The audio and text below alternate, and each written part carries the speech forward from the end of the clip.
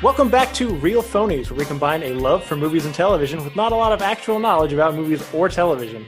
I'm your host, Joseph. With me is a blinker, apparently, and my co-host, Christian. Yep, I'm driving. I'm doing this bitch driving. And Jason Hurt. Cacao! So this is where our art form has fallen to, huh? Well, look, in the days of COVID, you make do. You make it work. I don't think anyone's... Hey, look, Quibi put out a fucking remake of Princess Bride from people at home. We can do a podcast from my car. All right. Well, this week we are taking on Broadway sensation that swept the nation 4 years ago, and now is sweeping people at home on Disney Plus with the early release or the film release of Hamilton, the historical rap Broadway show written by Lin-Manuel Miranda, who also did Moana and In the Heights, and featuring a broadly diverse cast portraying the life and times of Alexander Hamilton in a fun, modern way. Yeah.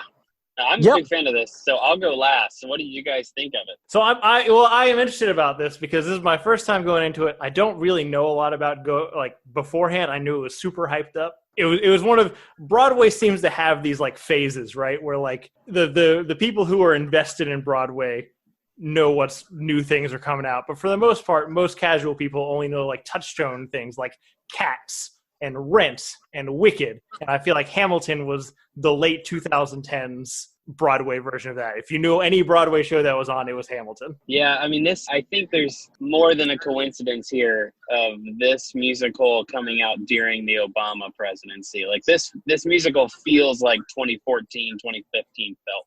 Sure.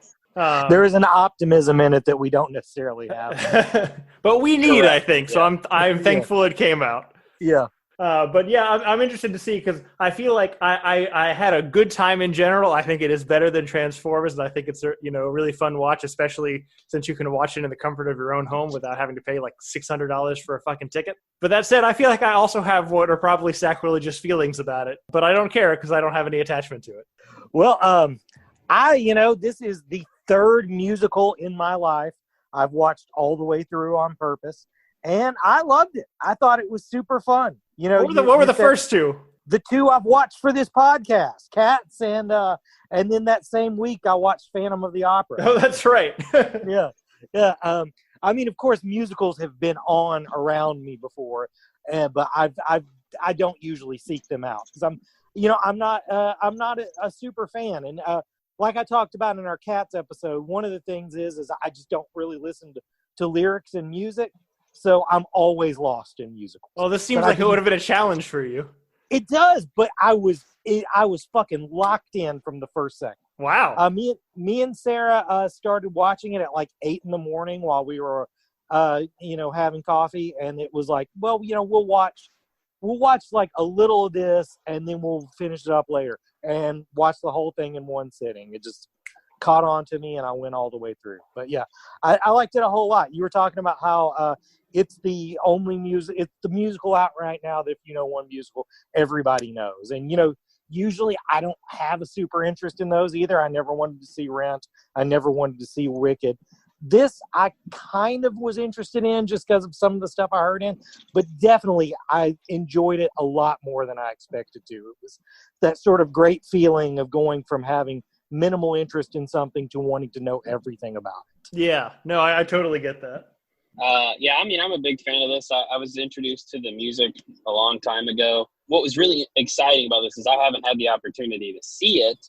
And so I kind of came out with, I think, probably a perspective a lot of people have, which is it's really neat to see something that you played out in your brain finally played out in a way that you probably never would have imagined. So there were certain, bits and musical lines that I really liked just as a song, but adding the staging element to it just gave it a whole new life. I had a good time.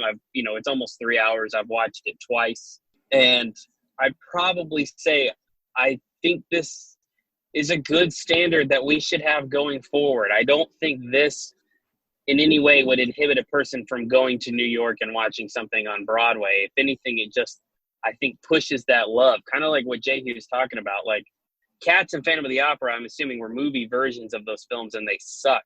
So, but seeing it actually on stage in how it's intended to be viewed, in high definition with, professionally mixed audio, and I think it only makes a person probably more open to the idea of actually going to see a production on stage. And I would like to see more shows translated in this form. I think that's probably true. I also, like, again, having had an awareness of it, but recognizing that it's popular, I intentionally kind of avoided it because I'm me. After having watched this, like, oh, you know what? If this comes to like New Orleans or something, I'd probably go see it. I'd make a trip for it. I am definitely glad they didn't try to turn this into a movie. Yes. And they just showed us because a lot of the things I really thought were cool about it, they probably wouldn't have done in the movie. Like, for instance, the actors that play dual roles, which I didn't even catch till the second time I watched it. But, I thought that was really cool. And I thought some of the lyrics they used in relation to that was really cool.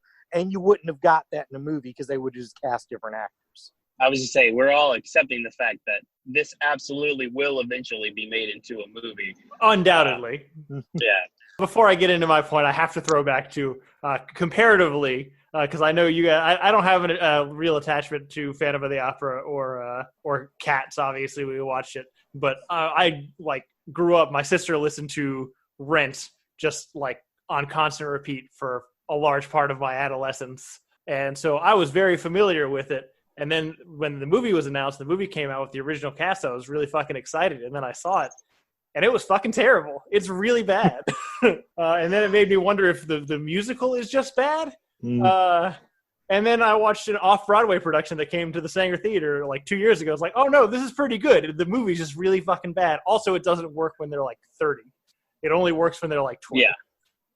But I will say one of the things I noticed about this, speaking specifically about like staging and blocking and choreography and all that, is like some people worked way harder than other people in this movie. I don't know if you guys noticed that, but I think it was very costume based. I noticed, depending on how much like give you had in your costume was how much you were jumping around and running around the stage. Right. I feel like some people made out a lot better than others is what I'm saying. Well, I mean, Jonathan Groff's whole thing is his helmet, his crown is too heavy to move his head. So basically his whole character is based on that. The person who works the hardest in this is Leslie Odom Jr., man. Aaron Burr is all over the place. He is all over the place. Especially in the second half. He is, I think he's probably a co-lead with Hamilton and Lin-Manuel Miranda. And Leslie Odom Jr., to your point, the point I'm getting to is not only does he outshine him, Lin-Manuel is kind of the weakest part to me in all of this, which may be controversial to say. But let's get into that. So, I think we're all better than Transformers here, yeah? Yeah. Yeah, for sure. So I think, one of the things that the musical is kind of famous for and famous for kind of not making a big deal about is having a very diverse multicultural cast playing people that aren't necessarily like, race or culturally background accurate to the historical figures, which I'm sure there are people that take issue with. And I think it is specific to that time period. I think it has to be far enough away for that to work. But I don't it super worked in this context for me. Like, I don't think it detracted from the story in any way. Yeah, no, not at all. I realize, I think part of it is there's just no living memory of who these people are. So you can portray them and portray like exaggerated versions of them however you want. Like, I can't imagine, I was thinking about this because like if they did like a musical about the Nixon administration, I can't imagine they're not going to cast an old dude with enormous jowls, regardless. Right. They're not going to put like Idris Elba in there. Well, I think also it helps that none of these people, with at least the pictures we have of them, look very cool. So it's easy to accept. Oh, I'd rather look at these cool-looking people for 3 hours than a bunch of saggy old dudes. Yeah, for sure. I looked at a picture of Aaron Burr a couple days ago, and I was just like, yeah, no, Leslie Odom Jr. is not only just way more attractive, he is just way more interesting to look at. Like, Aaron Burr is like the most average-looking white dude I've ever seen. I'd rather, when discussing it, imagine Leslie Odom Jr. Yeah. Yeah, that's exactly me too. I don't want to imagine any of the real people. I just want to imagine these guys were actually this cool. Yeah, So, exactly. So the cast as a whole has kind of a various degree of singing / rapping talent. It seems like you needed to have both, but you didn't have to be the best at both.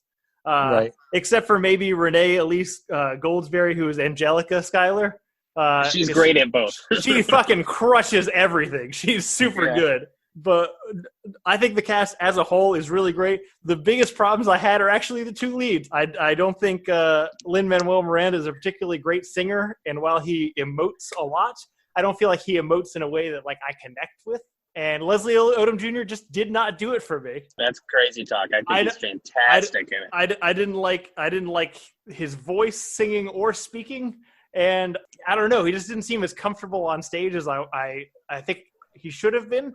You know, I feel like for these things to work, you have to like, even for this kind of like heightened fake reality, you have to like be drawn into that world. There's like an imaginary jump into that fourth wall. And he was the only one that made me feel like, oh, I'm just watching a dumb theater kid in a dumb costume running around. In Dear Theodosia, man, there are parts when he stops singing and just kind of like in the rest, the way he emotes in between the lyrics, I think is phenomenal. I do think he's asked to do the most. I mean, I agree with that. Sometimes I think that does detract a little bit. But yeah, I personally feel like he's really great in it. Most people seem to, but I just did not connect with him at all. Lin-Manuel, to me, is exactly what you're talking about. I don't think his singing voice is great, and I think he over-emotes. Again, going back to Dear Theodosia, when he's talking about Philip and he says, like, my son, like every time, it just annoys the piss out of me. It takes me out of the whole. Everyone else, I think, is great. And the Schuyler sisters, to me, are the best part. They're really, really good. All three of them are fantastic. And those songs are catchy as shit. I've had Mind at Work stuck in my head for 4 days now. I've had to find shit to listen to try to get this out. Yeah, they're all really catchy. I found myself jumping around to various songs, even though I've only seen the musical once, which is pretty impressive because I don't really remember things that well most of the time. It does move through styles. It kind of gets lumped in as just rap the whole time, but you have R&B, you have blues, you have classic Broadway tunes in there. I mean, like, stylistically, there's even like kind of like a reggae moment. It really moves through the spectrum, and highlights a bunch of different skill sets for a lot of these people. I know it definitely hits on a lot of stuff. Then one of the things I was watching, thinking about through the whole thing is like, man, these session musicians working back here, they are working. No They've kidding. got to do a lot of different shit.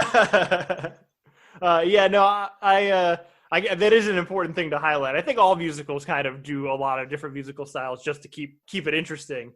But especially with some of the sheer amount of word salad they throw at you in some of the songs, it's kind of important to space it out a little bit. You know, I don't know if this happens to you guys. I think the lyrics as a whole are like incredible, right? And particularly in like the rap things, they're super clever. Like the rhythm and the placement of the words and the rhymes is really interesting. And the problem that I have, particularly for like fast rap, is like, after a while, I want to like take a step back to be impressed by either like the way that the lyrics are written or how well the performer is doing, like delivering all the words. And then the moment I like have that thought, I've lost the thread, and it's really hard for me to jump back in. Yeah. And so I was fighting that several times. I did pretty good for the most part, but I find that's a problem for me in listening to any kind of like quick paced line delivery sort of stuff. See, I really like the fast rap stuff specifically, mostly just because I think that's a dying art. Well, I kind of wonder that if sometimes if Lin-Manuel had this like cast of characters already assigned to certain people when writing it, because it took him 6 years, and there was like a spontaneous performance at the White House at one point, but like Daveed Diggs was born to play. Holy shit, that dude is so charismatic. Easily my favorite part. Easily my favorite part, that dude. And he gets all the fast rap parts. So I want to know if like always it was supposed to be him, because he just fucking kills it. He's so good. You know who else is a weird standout for me? just because it's not like the flashiest part, I don't think, even though it's probably the most recognizable part, is the guy who plays George Washington. He's so fucking good. He's so fucking good. My word. And he just looks so fucking cool. Like, when you see George Washington, he does not look like he can kick your ass. That guy can kick your ass. Kate turned to me and she's like, did you anticipate that guy being that good? I was like, honey, that dude looks like a Vin Diesel stunt double. For sure. He sounds like a fucking angel. No, he's so good. Yeah, again, I think to me, outside of just the main two of the cast, everybody else just blew it out of the water. I mean, Jonathan Groff has a very small part, but it's incredibly memorable as King George III. Just his three little songs and all of his mannerisms. He's hilarious. As was his giant wad of spit. Correct. Yeah. Before we move on too far for it, I want to be the tiebreaker on this. I think Leslie Odom Jr. rocks in this. I think he's great. I think specifically that is like him being the sort of almost point of view character, the sort of Salieri-esque sort of villain that's telling the story. I thought he was fucking great in that. So I don't even get what you're talking about, Nips. Good comparison. I don't have anything against the character. I can't help but feel like I would enjoy the musical more if somebody else was playing him. I did want to say the whole time watching it, I thought of you, Jehu, because it's so much like Amadeus. Yes. And I had totally forgot of Amadeus' existence until you brought it up like 2 weeks ago. Right. But it's basically the same thing. Yeah, it's totally the same sort of like storytelling narrative. And I think that might have been one of the real hooks that brought me into it. Yeah, it's definitely like inspired by Amadeus. I even feel like, Les Mis because of the political nature, but yet not focusing necessarily on the revolution and the politics of it. But it also, again, just really speaks to a generation. I think it speaks to the time that it came out. So for those of us who, mostly millennials, I guess, really came to voting age from 2005 to probably 2020, like it really encompasses probably a lot of what we believed or what we want these ideals to be, even though we accept that's not their reality. And I kind of feel like that's what this musical is in general, which is like, hey, we kind of skim over the bad stuff of these people, but we're talking about some of the bigger ideals of who they are and who they can be. Oh, and by the way, we're going to cast minority actors in it. Like, it's just like a more idealistic version of what we all want it to be. And then 2020 happened and we all got really 2016. 2016 happened.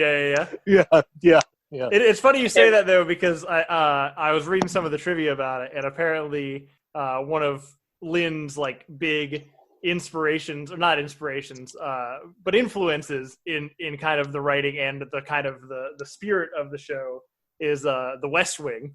And I feel like they're very similar concepts in this very idealistic, discourse and idea of what a nation can be. Yeah.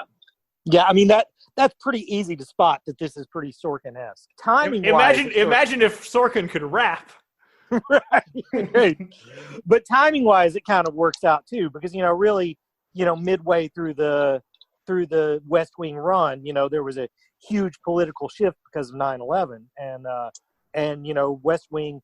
Whereas West Wing, it made it feel not relevant. Something about this, though, it actually makes it feel more relevant, even if it's not necessarily accurate anymore. Yeah. Well, and a lot of people, I think, criticize, like, because it's just really easy to be negative about things that lots of people love, Joseph. Right.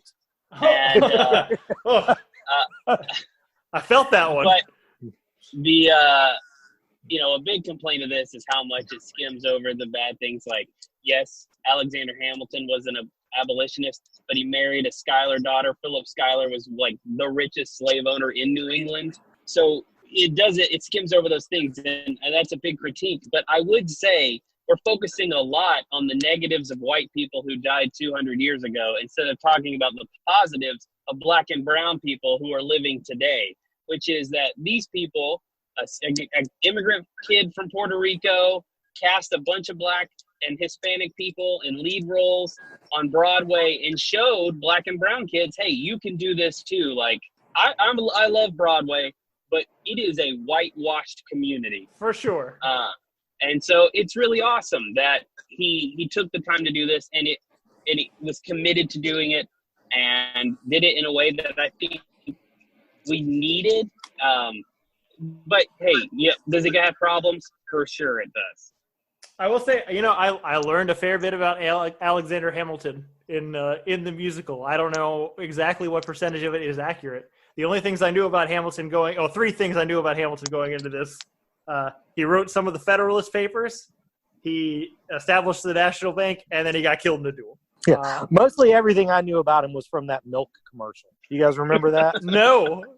There was a milk commercial where there's like a guy's listening to a radio, and there's like a quiz thing where you win a prize, and they were like, who killed Alexander Hamilton in a duel? And this guy had just eat a bunch of cookies, and he calls, and he's trying to say Aaron Burr, but all he can say is "Burr." And the thing is, if he had milk, he would have won the thing. Yeah, that's mainly what I mean. All right, that's funny. My one piece of Hamilton. This isn't even my Hamilton trivia. It's Aaron Burr trivia. What's the song where he talks about it takes and it takes and it takes and whatever. Aaron Burr says something about his grandfather being a fire and brimstone preacher. Aaron Burr's grandfather was Jonathan Edwards, who famously preached "Sinners in the Hands of an Angry God," which I'm pretty sure every high school student has to read still to this day. Right. The piece of Hamilton the musical trivia that I read that I really enjoyed that I wanted to mention before we got out of this is that apparently when writing it, Lin-Manuel Miranda had a couple of inspirations specifically from the Harry Potter franchise. I read this thing too. Did you read that? Yeah. My favorite of which was the that first meeting of Burr and Hamilton very early on in the musical. It's like the second song in the musical is supposed to be kind of like Harry Potter meeting Draco before he really like gets introduced to anything else in the Hogwarts world. Which is just like it is that like that's a really great comparison, but I would have never ever drawn that conclusion, or even if I did draw that conclusion, wouldn't have assumed that he had pulled it from that. Like it was just a happy accident. It's funny because it was exactly that piece of trivia that I think got Sarah to the point of I'm done hearing about this now. Because and she's super into this. She had seen the show on Broadway. She watched it twice the first day. 6 hours of her day was devoted to that. Wow. But I think she was just specifically tired of hearing me talk about it. I was going to ask if anyone had before we close out, if anyone had a favorite moment or a favorite song that they really enjoyed. I think my favorite favorite moment is the like rap battle between Hamilton and Jefferson. Yeah, the cabinet battles are like that whole construct is fucking beautiful. Like that's a great idea. And then the actual execution is even better than just the idea itself. Right. I don't know. There's so many catchy bops in it, man. I just really like the whole thing. I've been singing The Room Where It Happened like most of today. But it just kind of fluctuates on whatever I'm feeling at that time. See, I think that's, again, I know you didn't enjoy Leslie Odom Jr. in it. I think that's like one of the best moments. He is so intense in that. And then, God, the staging and choreography in it is great. The only thing I hate is click boom is kind of cheesy. Yeah, for sure it is. I also felt that way. Yeah, I don't know. I like a lot of it. You were talking just earlier about the wordplay and the rap. I really love that first introduction to Aaron Burr. Yeah, it's really good. Alexander Hamilton. Their exchange, their intercourse, and then then introducing John Lawrence and Lafayette. That whole bit I really like. Straight into my shot. Mm-hmm. That whole introduction of characters. I know it's hard for me to say I prefer the first act to the second act, but I think I do. I think that's true of every single musical. Is there a single musical that's got a better second act than the first act? I've never seen one. See, I think I like the second act in this one just because of what Jefferson brings. That's actually a fair point. Yeah, when Jefferson's reading the letter and he's like, "Oh shit!" Yeah, I love that moment. Yeah, no, this is better than Transformers. I'll probably watch it again before the week's out. I don't know how streaming revenue works, but if it works by play, this thing's going to clean up because I think it's going to become the king of just turning it on while you're doing something else, you know? They saw a 75% increase in app downloads after Hamilton came out. I absolutely believe it. I will also say, though, this was the first, like, really, you know, I've missed the being able to go to see movies in the theater, but this was the first time I really missed it because I would have loved to have seen this in a theater. Yeah, no, I had the same thought. I would have loved this. If they ever decide to put it in theaters, I will go because I would love to watch this on a big screen. Yeah, that's me too, totally. But yeah, I mean, look, realistically, if you're listening to this podcast, if you have access to the internet, you've probably watched Hamilton already. And if you have, maybe you just enjoyed listening to more people talk about Hamilton because all I did after I watched it was watch the cast talk about different things and the Weird Al Yankovic parody and all those kind of things. But if you haven't seen it, go out and watch it. It's pretty much as advertised. Something about Lin-Manuel reminds me of Weird Al, and I think it's that same thing where he's always just so positive and always so giving to his fans and stuff, and I'm just always looking for the seething anger that's just beneath the surface. Yeah, you know, I actually super get that because I feel the same way. I feel like he's got a deep, dark secret with, like, bodies in a basement somewhere or something. Right. Yeah. Well, he was asked recently about the critique that Hamilton gets, and he was just like, no, it's totally fair. I get it. And you're like, man, like, can't you just be angry about something? Like, right, exactly. Can't you just tell them to fuck off? Yeah, I know you want to. No, it seems like a good dude. He's just the worst part of his own musical. I mean, look, now that it's off Broadway, now that he's not doing it anymore, I'm sure if you went to see it live, whoever they got to in his place is probably better. Sarah has seen it with the new guy, and he is a tall, handsome, velvety sex god. All right. Yeah, which makes me think that maybe Lin-Manuel does think a bit of himself. That's who he decided who could replace him. But yeah, no, she said that was, you know, most of watching this version, she liked these actors better, but that was the only one where she kind of missed that Hamilton. I mean, that did also was a jarring bit to me because part of the thing is how much, you know, I get you can sell me on the women in it fell in love with his mind, but I can't imagine it's a love at first sight kind of thing. But if he's like a tan sex god, then sure.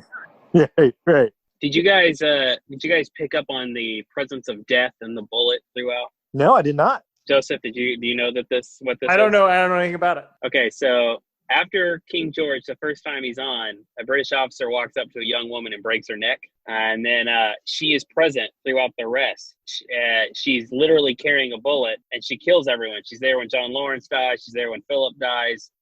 There's a scene where someone takes a shot at Hamilton, and they miss. She's carrying the bullet. Yeah.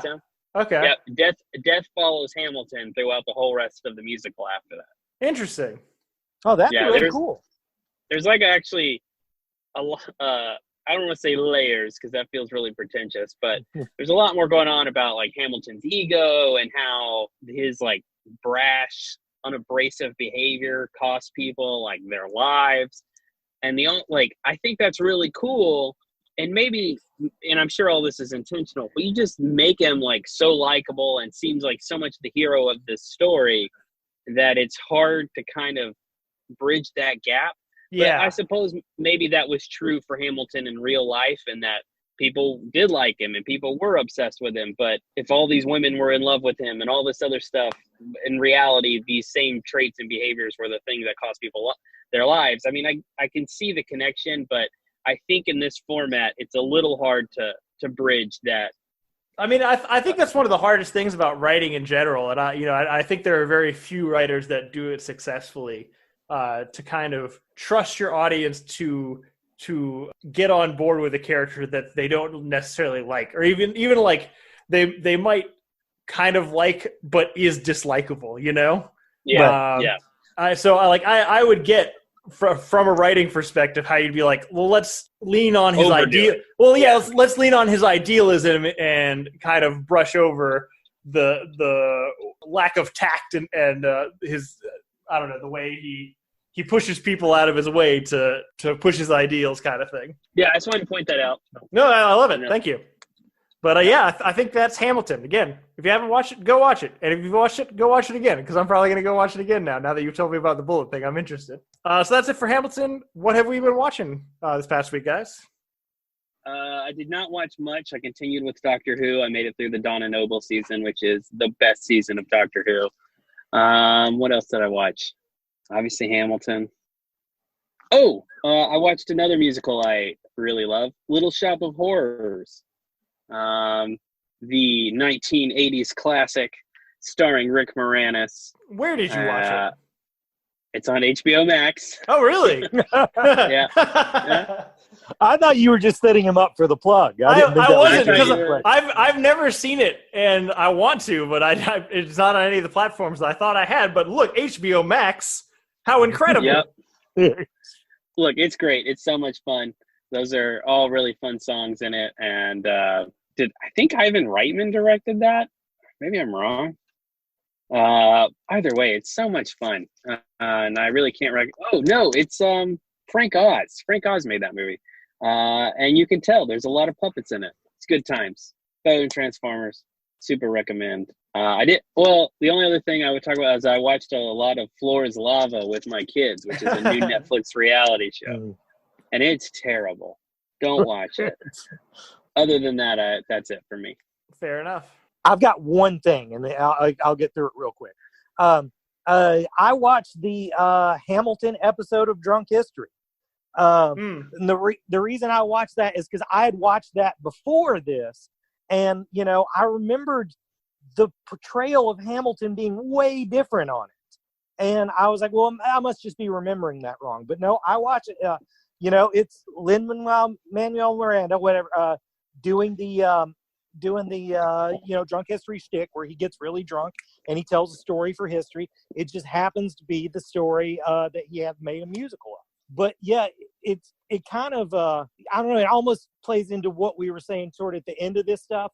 Like it's a completely different take on these exact same events. And Hamilton and Aaron Burr and it really just come off as just sort of lunatics, as just these guys that there needed to be an adult in the room. One thing that the musical doesn't have into it, there's a completely unmentioned different duel between Hamilton and James Monroe that Burr squashes, but it was pretty cool. He went a different way with the casting on this. With this, it's I can never say her real name, but the girl who plays Maybe on yeah, she's Hamilton. Aubrey Plaza is Burr. Bokeem Woodbine is George Washington. But it's good. It's a half hour of your day. Watch it. Better than I will watch that. That sounds like a good time. I think the wife would enjoy that also. That's it? Yeah, that's it. That's all I got. All right, I'm also pretty quick. I for the Ghibli film this week, I watched Howl's Moving Castle, which I think you watched last week, Christian. Yep. It's good. You know what? I remembered it being, when I watched all these films the first time, that Spirited Away was like the most, like had the most things that were unexplained to me. But on a rewatch, Howl's Moving Castle, I think, has the most things that are unexplained, that are, I think, specifically pertinent to the plot, where you either have to intuit or guess about what the certain details are that are, between the scenes. But it's a good time. It's a fun, fantastical time, and it's my wife's second favorite now. So, chicks really do love Howl's Moving Castle. Right. And then the other thing I watched this week, finally, I got around to watching Fury, which I know all of you guys have seen, and I think you guys might have hyped it up a little too much for me, because I was a little disappointed by it. But it's still a good movie. It's a well better than average movie. I'm not fully sold on David Ayers as a fucking writer in general, but the performances are just so good by every single person in the cast that it kind of doesn't matter. But if you're looking for more World War II content, like there's not fucking enough out there, Fury's a good time. I know it was free on Tubi. Tubi's my new favorite app. But that's it. Better than Transformers, right? Both of them. I'd also say that one's Fury is I. Yeah. Do we know what we're doing next week? No clue. Haven't talked about it. All right, fuck it. Maybe Pirates of the Caribbean, maybe not. Right on.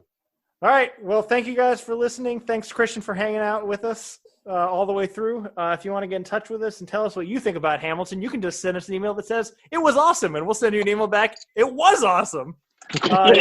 You can reach us at realphonies@gmail.com or on Facebook and Twitter at realphonies and on Instagram at real_phonies. Thanks to Zach Evans for art, Brian Velasquez for our theme. We'll see you guys later. Later.